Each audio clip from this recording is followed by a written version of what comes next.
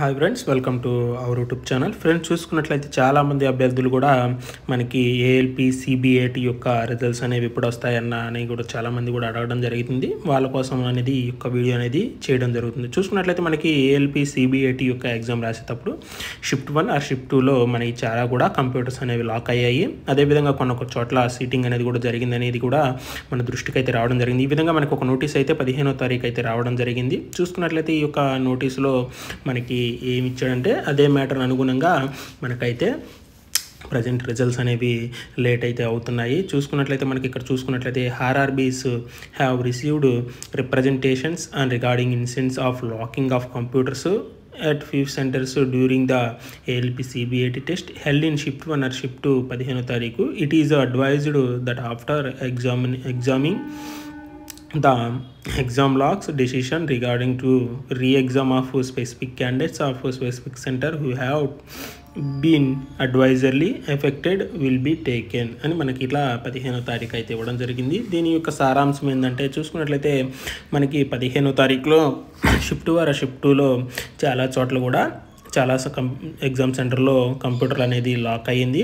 ఆ యొక్క లాక్ అయినటువంటి ఇన్ఫర్మేషన్ అనేది మా దృష్టికి అయితే రావడం జరిగింది. అదేవిధంగా మేము ఎక్కడైతే లాక్ అయిందో అదేవిధంగా ఎన్ని సెంటర్లు అయితే ఎఫెక్ట్ అయితే కలిగిందో ఆ యొక్క సెంటర్లన్నిటిని కూడా మేమైతే పరిశీలిస్తున్నాం. పరిశీలించిన తర్వాత మేమనేది ఒక డెసిషన్ అనేది తీసుకుని రీ ఎగ్జామ్ అనేది కండక్ట్ చేస్తాము. అంటే రీ ఎగ్జామ్ అనేది ఆ యొక్క సెంటర్లో కండక్ట్ చేస్తామో లేదా మొత్తం ఆల్ ఏఎల్పి సిబిఏటి యొక్క రీ ఎగ్జామ్ అనేది కండక్ట్ చేస్తారో అనేది తెలియదు. చూసుకున్నట్లయితే చాలా చోట్ల కూడా పేపర్ అనేది లీక్ అయింది అనేది కూడా చాలా చీటింగ్ అనేది జరిగింది అనేది కూడా బయటకు అనేది రావడం జరిగింది. కానీ చాలామంది కూడా మేము ఇలా ఛానల్స్లో చెప్తున్నా చాలామంది కూడా నమ్మట్లేదు. అంటే నేను ఫస్ట్లో కూడా వీడియో అనేది చేశాను, పేపర్ లీక్ అయింది రీ ఎగ్జామ్ అనే ఒక వీడియో అయితే చేశాను. చాలామంది కూడా కొన్ని కామెంట్లు అయితే మీకు ఎలా తెలుసు, అదేవిధంగా చీటింగ్ జరగలేదు, మేము బాగానే రాసాం, మా యొక్క కంప్యూటర్ లాక్ అవ్వలేదు, ఇలా మీరు చెప్పి డైవర్ట్ అయితే చేయొద్దు,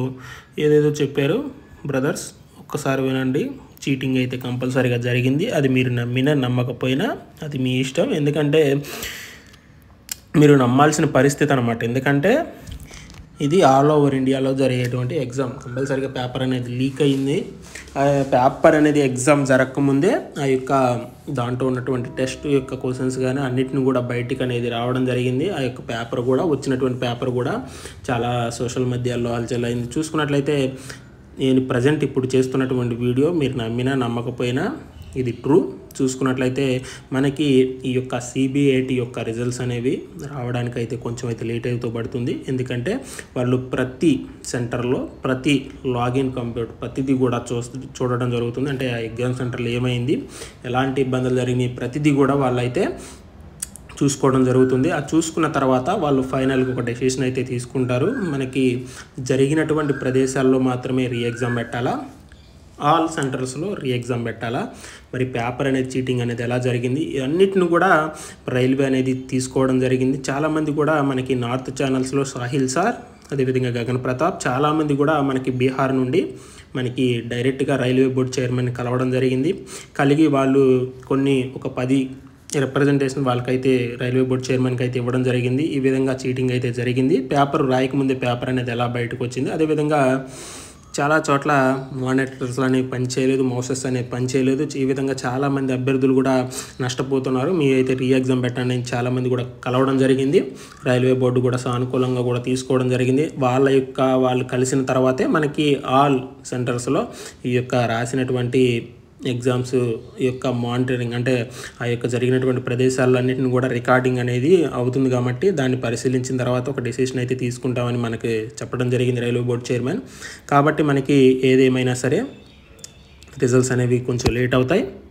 ఒకవేళ లేట్ అయినా మరి వాళ్ళు తీసుకునేటువంటి డెసిషన్ ఏ విధంగా ఉంటుందో కూడా మనం చెప్పలేము. జరిగినటువంటి సెంటర్లో రీ ఎగ్జామ్ అనేది కండక్ట్ చేస్తాడా, అదేవిధంగా ఆల్ ఓవర్ ఇండియాలో ఎగ్జామ్ అనేది కండక్ట్ చేస్తాడా అనేది కూడా తెలియాల్సి ఉంది.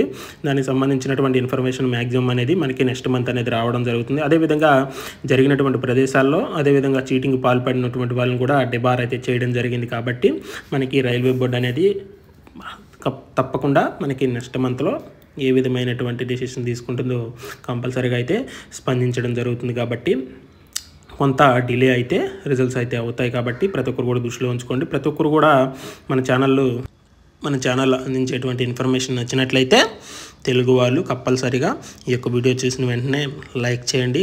అదేవిధంగా వీడియో చూసిన వెంటనే కూడా కొత్త వాళ్ళు అయితే సబ్స్క్రైబ్ అయితే చేసుకోండి. రైల్వే నుండి ఎలాంటి ఇన్ఫర్మేషన్ వచ్చినా సరే మన ఛానల్ నుండి అందించబడుతుంది.